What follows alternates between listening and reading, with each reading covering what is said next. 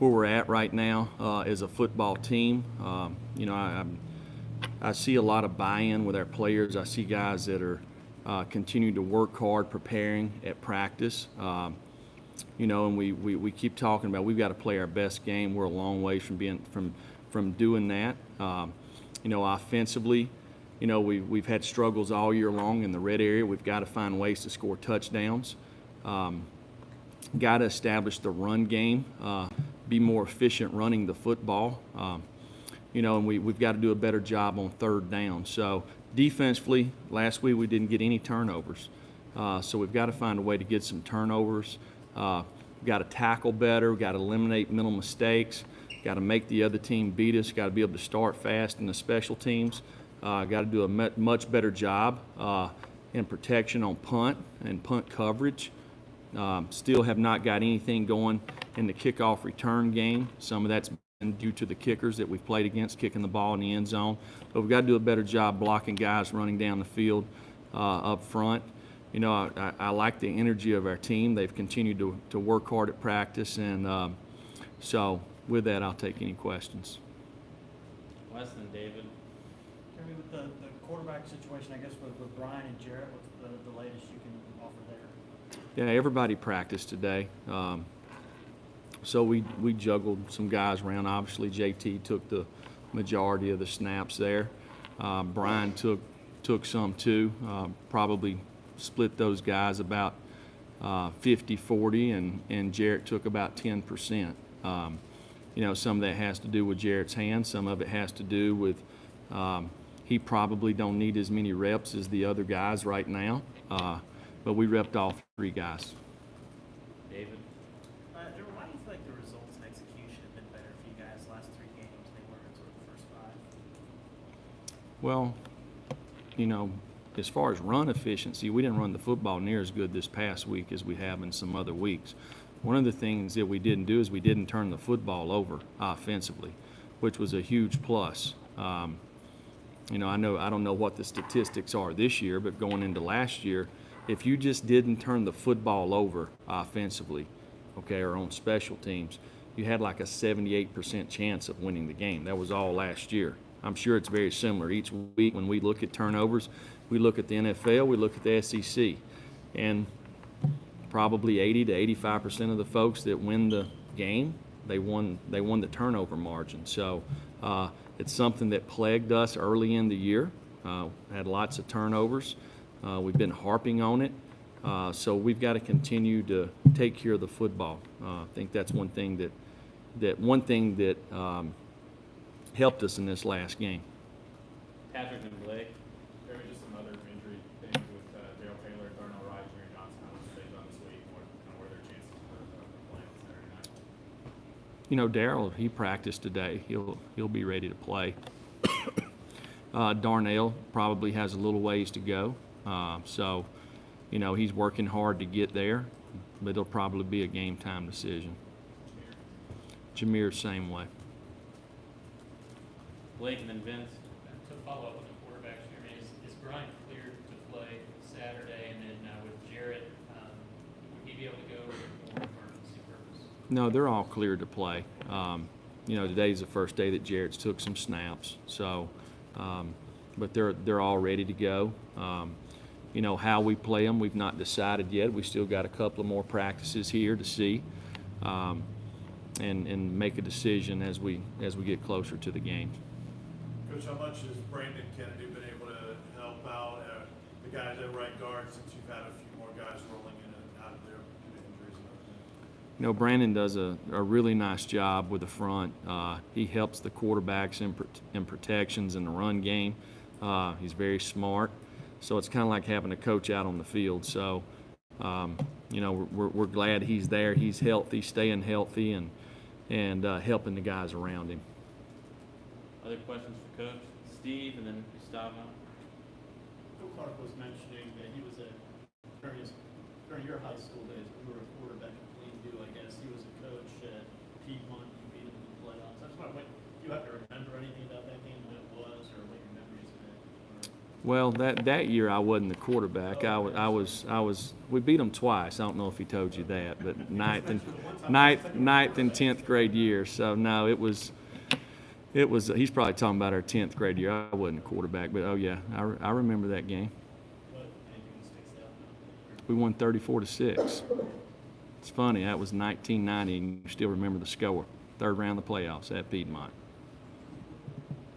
Jesse? Jeremy, you mentioned, I think on Monday, how you thought that these UAB receivers, specifically, the two guys that kind of stand out for them look like SEC guys. What do you see on film that kind of translates to why they've been so explosive, both averaging over 10 yards a catch this year? Well, they're big, they're fast, run really good routes, got great hands. They create a lot of one-on-ones because they run the football so effectively. Quarterback does a nice job getting them the ball. They got more than two receivers now, okay? 5, 6, 8, along with their tight ends. They play like 3 running backs. I mean, this guy's got a good football team. Guys are big, fast, and strong. So they do a nice job, and they've done a nice job recruiting these guys in there. And they are explosive. I mean, you watch the tape, they're making people look like they're standing still. They're running by them so fast. So they've created a lot of explosive plays. And these same guys turn around and they're the returners in the return game on special teams. So they have dynamic playmakers. And we've got to do a great job of containing them. Gustavo, then Gene. Coach, I know you said that all the games, matter the same, but you guys started the season not on a good term, especially losing to Georgia State, which was an underdog, and facing another underdog team. How do you guys keep it focused on the same way you guys been playing in the SEC? Well, to me, it's really about us. And I'm talking about every game, So we keep looking to trying to play our best game, and we've been nowhere close to that. So if you're a right guard and the best that you've played as far as grading is 78% in a game, you need to play better. If you're a left corner and the best you've played in the game is 82% and you've got 2 missed tackles and 3 mental errors, you need to eliminate the missed tackles. You need to eliminate the mental errors. That's how we gauge how we play. We have a long ways to go as individual football players, a defensive unit, offensive unit, special teams, until we play our best game. That's what we're looking for. And it comes with preparation. It comes with creating the right habits, playing with the right mental intensity, playing together. So that's what we're focused on. And that's every week. It doesn't matter who the opponent is. So I hope that answers your question. So some of the weeks we've been closer to that than we have others, So that's what we're focused on this week. It's the same routine every week. Gene, then Wes. Jeremy, there was a time in the preseason where there may have been questions just because of lack of experience about your quarterback position, but now here you are in November with 3 guys that have kind of shown that they can get the job done. Just how much of a change is that for you, and how have you all been able to get to this point where you have 3 capable quarterbacks? Well, Jared's played a lot of football, okay? And there's been times he's played at a very high level. And probably most of the time he's played at a high level.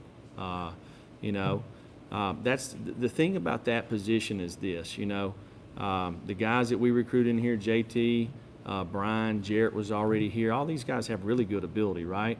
So when they do something good, everybody knows it. Everybody knows it. When they do something that's not good, everybody knows it, right? So it's a whole lot different playing quarterback than it is playing 3 technique. 3 technique, nobody ever knows you do anything wrong. They just know if you make a tackle or you get a sack, right? They don't ever know the bad because nobody watches the 3 technique. Everybody watches the quarterback. So, those guys have ability. They're like everybody else on our team. They're looking to be at their best on Saturday night, so they got to prepare that way through this week, and that's what we're focusing on. We're trying to have better Mondays, better Tuesdays, better Wednesdays, and if we do that, hopefully we'll have better Saturdays. That's been the focus for everybody on our team this week. Wes and David.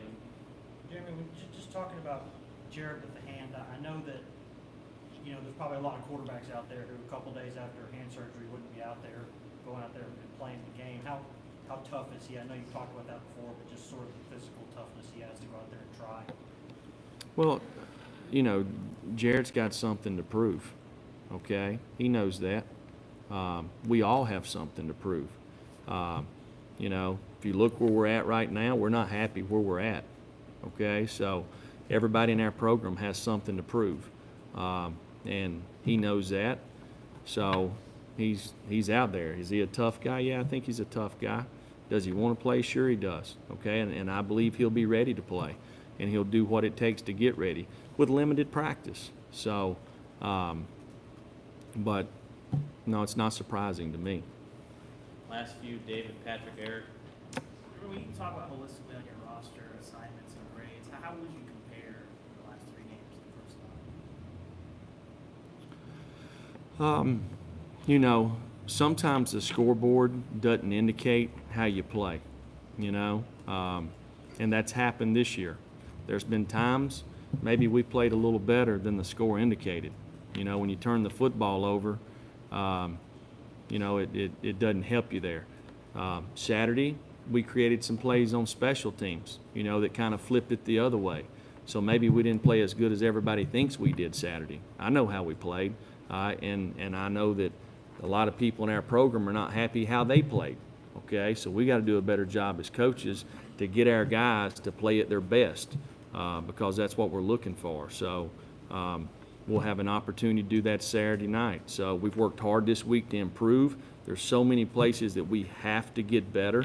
We're not playing winning football, and we've got to be able to do that. So we got guys in our program that need to step up, some that need to play harder for longer, and some that need to execute at a higher level. So we all, coaches, starting with myself, we've all got to improve and be at our best on Saturday. Patrick, and wrapping up with Eric. UAB didn't even have a football program for 2 years, not that long ago. They come back for a season, make a bowl, second season, they win the conference. Just from your perspective as a coach, just how remarkable is kind of their story from what they've gone to where, you know, when they're coming in here Saturday night? Yeah, it's pretty unique.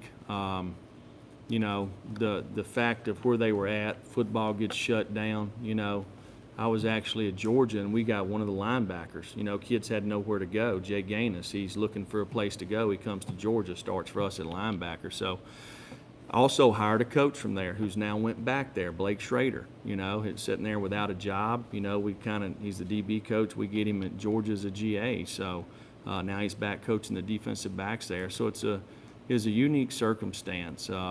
I don't know exactly the details of how they were able to bring guys back, how many guys they were able to sign. I know there was either 1 year or 2 years they didn't play. All they did was practice, and they redshirted a lot of guys. They have an old football team, okay? I know they lost 35 seniors last year, so they had 35 seniors on their team last year. You know, and anytime you have 35 seniors, you got a chance to have a good football team. I'm sitting there looking this year, you know, especially like offensively, they really have only 2 returning starters. But I'm looking at everybody on their team. They're redshirt juniors or redshirt seniors in the 2 deep. You know, so they have some age on their team.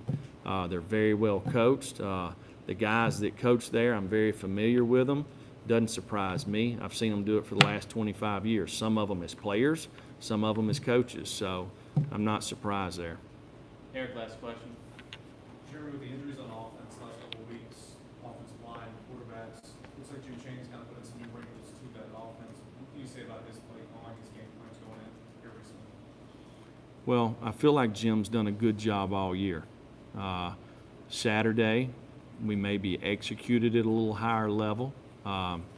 We made some throws down the field. And when you get plays in chunks, makes it a little easier to score. You know, when you sit there and you have to grind it out 4 yards, 3 yards, 7 yards, convert 4 third downs in a drive, lots can happen, you know. the more plays it takes you to score, the more self-inflicting, wounds you can get. So I think it helped us Saturday that we created some explosive plays. I think Jim's done a nice job all year. We've got to execute probably at a little higher level and be a little more consistent everywhere. And our kids are working hard to do that, So there's been lots of games offensively that I felt like we've moved the ball, and we turn it over and don't give ourselves a chance. Or we move the ball and we get a penalty, a dead ball penalty, and now it's 1st and 25. It's hard to overcome. That's happened in some of the games where maybe at the end of the game, maybe what was on the scoreboard was not exactly probably a good indication of how we played. Thank you, Coach.